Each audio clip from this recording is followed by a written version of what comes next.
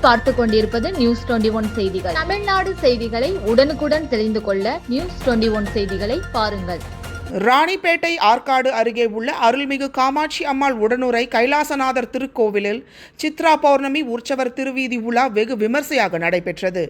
முன்னதாக வண்ண மலர்களால் அலங்கரிக்கப்பட்ட காமாட்சி அம்மாள் உடனுறை கைலாசநாதர் பல்வேறு வாசனை திரவியங்களால் சிறப்பு அலங்காரமும் தீபாராதனையும் நடைபெற்றது.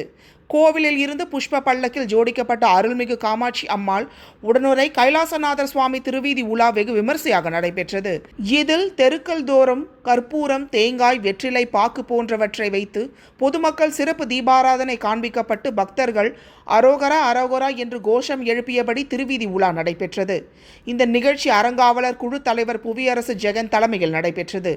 இதில் சிறப்பு விருந்தினராக தொழிலதிபர் SRB பென்ஸ் பாண்டியன் பங்கேற்று தீபாராதனை காண்பித்து திருவீதி உலாவை தொடங்கி வைத்தார். இந்த நிகழ்ச்சியில் 6வது வார்டு உறுப்பினர் ராஜலட்சுமி துரை மற்றும் அவரது கணவர் நவநீத கிருஷ்ணன் என்கிற துரை, நாட்டாமைக்காரர் மலர் ஆகியோர் பங்கேற்றனர்.